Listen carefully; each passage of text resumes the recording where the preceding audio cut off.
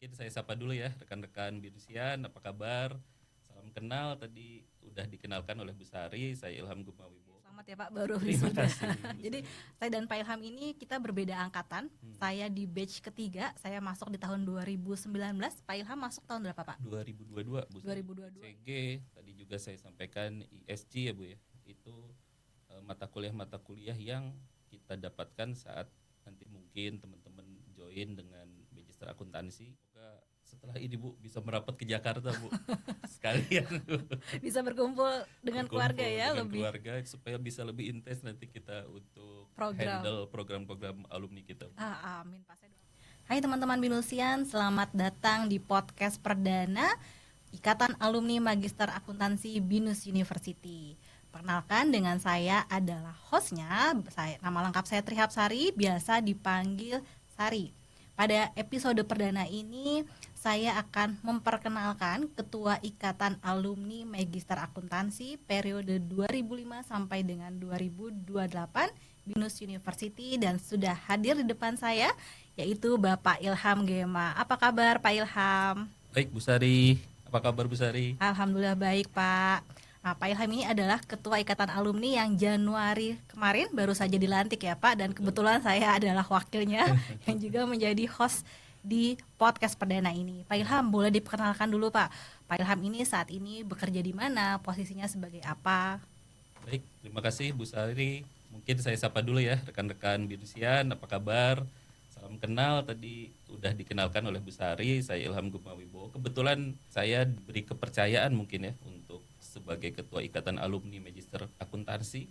Saat ini saya bekerja sebagai seorang internal auditor di salah satu perbankan Bu Sari, dengan masa kerja yang sudah lumayan 16 tahun, tetapi dalam 16 tahun itu tidak seluruhnya menjadi internal auditor. Pernah cross juga ke bidang bisnis dan seterusnya gitu, kurang lebih Bu Sari. Oke, menarik. Di bank ini berarti sekarang Bapak penempatan di Jakarta atau di kota lain?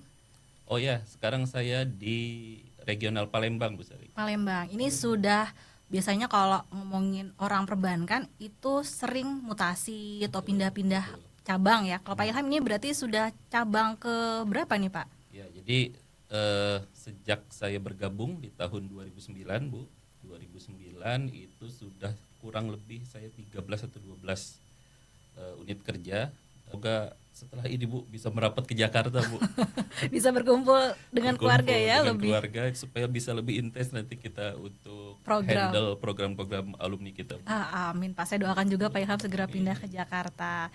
Tadi Pak Ilham sudah menceritakan saat ini adalah sebagai seorang FVP ya, Asisten Betul. Vice President regional di salah satu perbankan di Kota Palembang, FVP bidang internal audit. Saya izinkan saya perkenalkan juga ya Pak Ilham pada teman-teman Binusian. Saya adalah wakil Pak Ilham. Saya juga dipercaya oleh Ibu Rindang selaku Head of Program Magister Akuntansi Binus University. Background saya sama dengan Pak Ilham, sama-sama internal auditor, tapi saat ini saya bukan menjadi internal auditor di suatu corporate. Saya adalah konsultan di bidang internal audit, risk management, compliance, dan juga seorang dosen tutor di Binus Online University program akuntansi. Baik, kita lanjut ke Pak Ilham nih. Pak Ilham tadi mengatakan bahwa kuliahnya online ya Pak. Betul. Itu karena Bapak penempatannya di luar kota. Ya. Kemudian boleh ceritakan Pak gimana awal-awal sampai akhirnya memutuskan kuliah maksi di Binus? Oke Bu Sari, jadi saya sudah berusaha mengikuti program perkuliahan S2 itu sudah sejak tahun 2014 Bu Sari. Jadi 2014 itu kebetulan saat itu saya masih sebagai seorang manajer operasional di Jakarta. Nah, saya sudah mendaftar di IPB untuk jurusan Magister Manajemen. Kemudian karena menerima SK pindah, akhirnya saya pindah lagi ke Trisakti untuk mendaftar Magister Hukum. Pindah lagi, akhirnya saya di UNJ. UNJ ini saya sudah sempat 2 kali kuliah Bu Sari. Sudah sempat 2 tahun, 2 semester. Dan harus berakhir juga karena saya menerima SK mutasi lagi ke Malang waktu itu. Nah, jadi alhamdulillah di Binus Maksi ini ya, dengan program Binus Online saya bisa berhasil menyelesaikan dan saya rasa ini apa ya, suatu hal yang sangat baik dan akan sangat banyak membantu karena orang-orang yang background pekerjaannya seperti saya harus berpindah-pindah ini pasti juga membutuhkan program-program perkuliahan online seperti ini, Bu. Gitu. Oke, jadi 4 kali kuliah dan akhirnya di BINUS lah bisa tamat ya Pak ya. Betul. Dan baru saja wisuda kemarin di kuartal keempat. Di wisuda 70 BINUS. Wisuda 70. Oke, selamat ya Pak baru Terima wisuda. kasih. Jadi saya dan Pak Ilham ini kita berbeda angkatan. Saya di batch ketiga, saya masuk di tahun 2019. Pak Ilham masuk tahun berapa Pak? 2022, Bu. 2022 ya. Kemudian kita diperkenalkan tiba-tiba mendapat mandat ya. Ya. Waktu itu mendapat mandat dari Bu Rindang bahwa kita langsung ditunjuk untuk menjadi ketua dan Danfake ya. Oke, sebagai seorang internal auditor Pak Ilham, kira-kira apa nih manfaat yang dirasakan dari perkuliahan Maksi kemudian yang dirasakan sekarang di dunia pekerjaan? Ya, jadi banyak banget ya Bu Sari ya.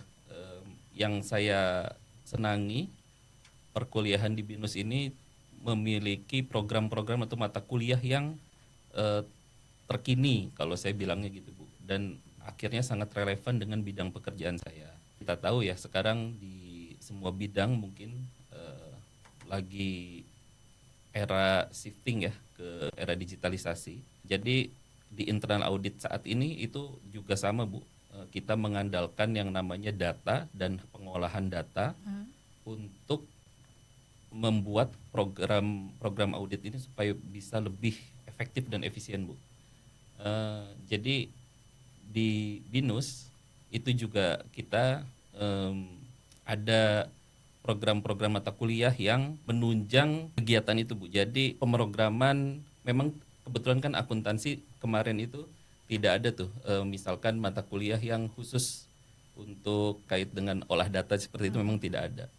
Tetapi kita bisa memilih konsentrasi misalkan untuk tesis ataupun jurnal kita Bu.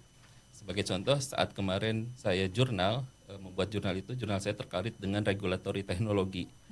Sehingga pada saat pengujian itu dosen pengujinya adalah dipilih yang memang backgroundnya beliau itu IT ya Bu ya. Kemarin saya diuji oleh Prof. Yohanes Bu. Gitu. Jadi beliau background IT. Kemudian terkait dengan ESG dan seterusnya itu semuanya kita dapatkan saat kita mengikuti program kuliahan di BINUS Bu. Oke, jadi yang saya dapatkan dari cerita Bapak nih bahwa meskipun kita ada di magister akuntansi, tetapi namanya akuntansi itu kan pasti luas ya Pak ya, cakupannya terkait dengan data analitik dan itu lagi-lagi membutuhkan ilmu di bidang IT, sistem informasi dan ternyata di BINUS juga kita sudah memiliki profesor di bidang tersebut ya. Betul.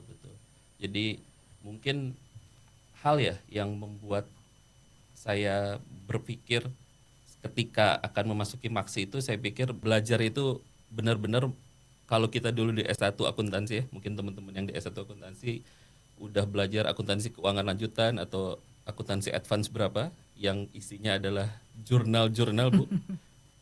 Ketika kita kuliah di magister akuntansi itu benar-benar ilmunya itu tidak sebatas itu saja, tapi benar-benar sangat luas Bu dan bahkan mencakup seluruh ilmu ekonomi yang terkini Bu gitu, termasuk tadi olah data analitik, ESG, GRC dan seterusnya itu Bu. Itu kita dapatkan semua Bu. Ya, jadi mata kuliah atau kurikulumnya pun diupdate ya. Wah, update banget. Update sekali. Keren. Ya. Nah, pengalaman serunya apa nih Pak selama berkuliah? Ya, ini pasti nanti saya rasa akan dihadapi juga ya. Rata-rata kan mahasiswa kemarin yang di angkatan saya rata-rata mungkin memang sudah bekerja dan ada juga yang sudah berkeluarga. Challenge terbesarnya ya pasti membagi waktu ya Bu antara kerjaan, keluarga dan kuliah. Ya kita memang harus memiliki tekad sih, komitmen untuk itu gitu. Dan bahkan selama masa perkuliahan ini saya itu nyaris Bu, weekend saya itu nggak pernah benar-benar nyaman gitu Bu ya. Saya ingat betul harus selalu bawa laptop untuk menyelesaikan tugas-tugas di BINUS Maya tuh Bu, selama kurang lebih 1,5 tahun. Tapi ya tadi ya kembali ke komitmen dan sudah difasilitasi oleh BINUS dengan aplikasi atau program BINUS Maya itu sehingga sangat terbantu sih Bu. Gitu. Jadi challenge terbesarnya adalah membagi waktu ya, Membagi pekerjaan waktu. di kantor, keluarga, sehingga akhirnya waktu-waktu yang seharusnya bisa bersantai dipakai untuk menyelesaikan tugas-tugas yang nggak sedikit ya Pak. Banyak banget, Bu. Banyak Banyak banget. banget asli. Iya. Oke. Kemudian kita tadi balik lagi kita ngomongin profesi internal auditor. Boleh ceritain Pak, internal auditor di perbankan itu seperti apa Pak secara generalnya? Ya, baik, secara umum sebenarnya internal auditor perbankan, Bu, itu sama ya, Bu ya. Kita ingin memastikan, Bu, pengendalian internal eh, dari suatu proses bisnis misalkan betul-betul berjalan. Demikian juga dari sisi aspek kepatuhan ya, Bu, sudah sesuai dengan regulasi pemerintah maupun ketentuan internal gitu. Nah, jadi secara umum itu mungkin hal-hal yang spesifik itu untuk khusus internal auditor perbankan mungkin ya, Bu ya. Itu banyak sekali aturan-aturan yang harus kita adopsi, Bu. Harus kita adopsi karena kan kalau teman-teman yang di perbankan mungkin familiar ya dengan istilah highly regulated, Bu. Karena perbankan itu highly regulated, jadi banyak aturan yang harus kita adopsi. Ada BI, OJK, BPK, BPKP, semua peraturan Menteri Keuangan dan peraturan Bank Indonesia dan seterusnya gitu. Nah, gimana caranya proses bisnis di bank itu mengadopsi itu dan demikian juga dengan hal kepatuhan regulasinya.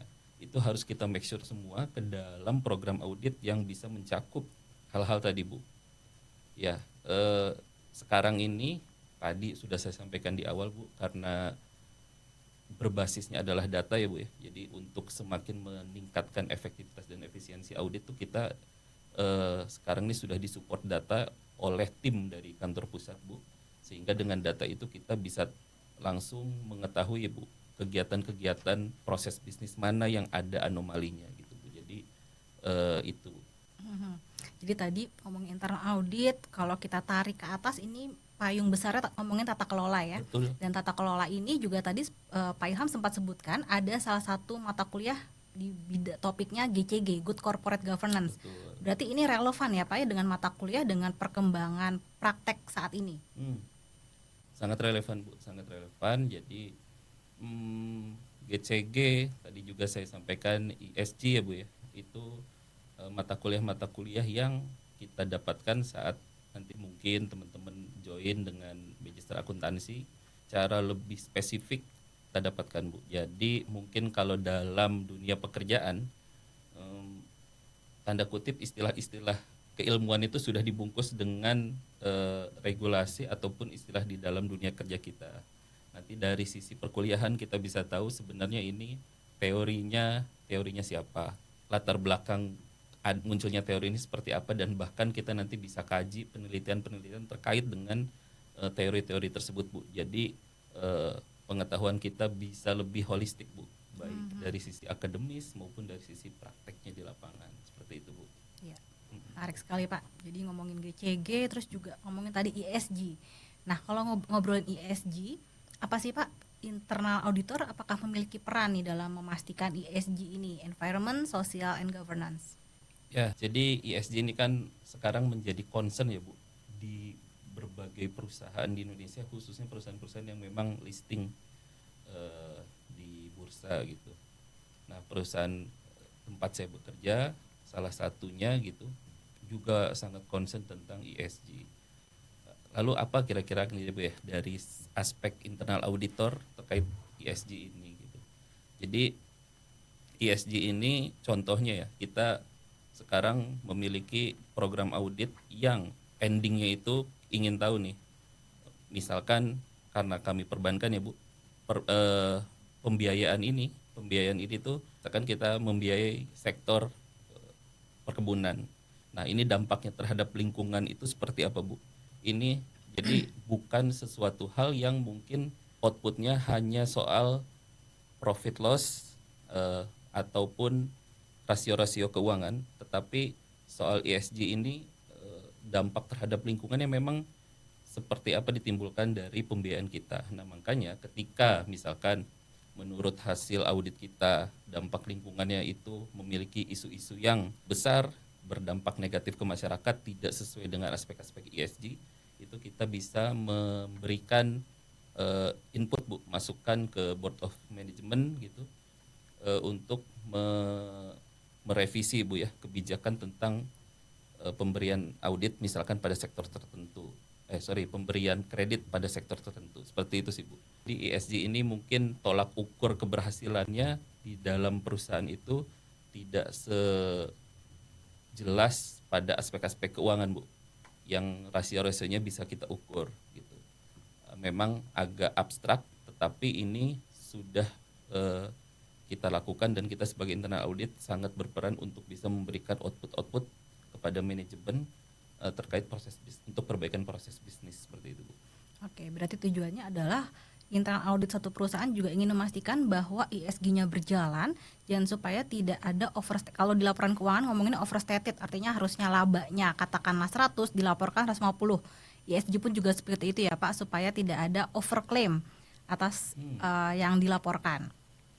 Ya, bisa seperti itu, bisa juga tadi ya Bu ya, dari aspek isu sosial kepatuhan Bu, yang sebenarnya mungkin kalau secara profit mungkin pembiayaan terhadap bidang usaha tertentu itu menjanjikan, tetapi dari aspek sosial mungkin tidak Bu. Gitu.